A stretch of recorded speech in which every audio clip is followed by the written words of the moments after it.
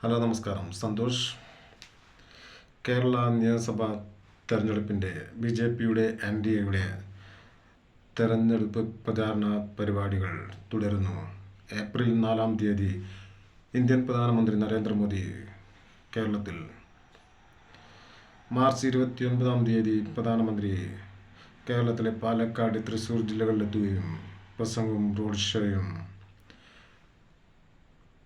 ഇന്ത്യയിലെ കാശിയാണ് പാലക്കാടെന്നും പാലക്കാടിന് വേണ്ടി നിരവധി വികസന പദ്ധതികൾ NDA സർക്കാർ നൽകിയിട്ടുണ്ടെന്നും സ്ത്രീ സുരക്ഷ ഉറപ്പുവരുത്താനും കേരളം മാറി മാറി ഭരിച്ച LDF, UDF സർക്കാരുകൾ കേരളം കട്ടുമുടിച്ചെന്നും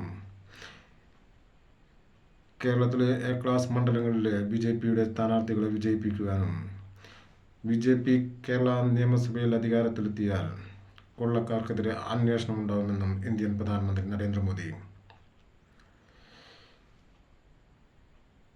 BJP ദേശീയ അധ്യക്ഷൻ നിതിൻ നബീനും കേരള BJP അധ്യക്ഷൻ രാജീവ് ചന്ദ്രശേഖറും പുറത്തിറക്കിയ BJPയുടെ പ്രകടന പത്രികയിൽ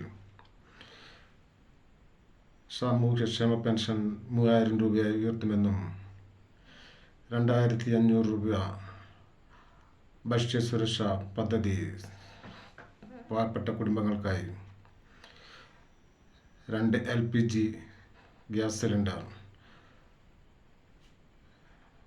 പാവപ്പെട്ട കുടുംബങ്ങൾക്കായി, കുടിവെള്ള പദ്ധതി സൗജന്യമായി. കേരളത്തിലെ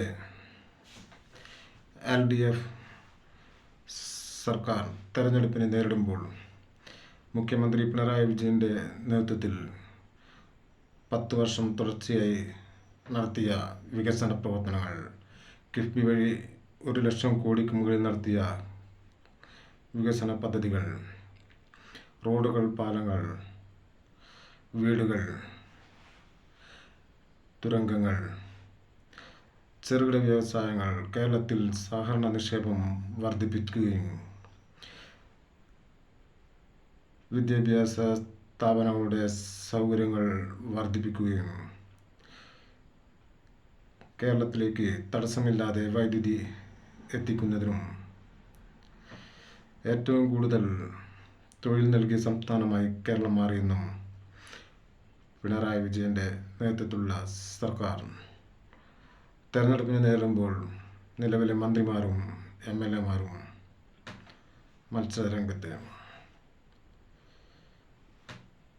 SDPIയുടെ പിന്തുണ തേടിയിട്ടുണ്ടെന്നും വേണ്ടെന്നും LDF.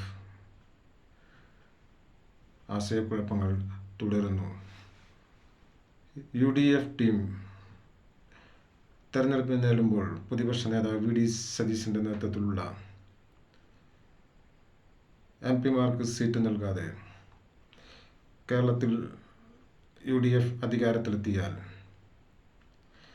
ക്ഷേമ പെൻഷൻ 3000 രൂപയായി ഉയർത്തുമെന്നും വനിതകൾക്ക് സൗജന്യ KSRTC ബസ് യാത്ര നൽകുമെന്നും 25 ലക്ഷം രൂപയുടെ ഇൻഷുറൻസ് പദ്ധതി. കേരളത്തിൽ തെരഞ്ഞെടുപ്പ് പ്രചാരണത്തിന് കോൺഗ്രസ് പാർലമെൻ്ററി പ്രതിപക്ഷ നേതാവായ രാഹുൽ ഗാന്ധിയും കോൺഗ്രസിൻ്റെ അഖിലേന്ത്യാ പ്രസിഡന്റായ മല്ലികാർജുൻ ഖാർഗെയും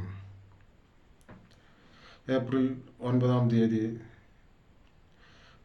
വിധി എഴുതുമ്പോൾ മെയ് 4 കേരളത്തിൽ റിസൾട്ട് അറിയാം. എൻ്റെ വീഡിയോകൾ കൂടുതൽ കാണുന്നതിന് വേണ്ടി ലൈക്ക് ചെയ്യൂ, ഷെയർ ചെയ്ത് സബ്സ്ക്രൈബ് ചെയ്ത് സഹകരിക്കൂ.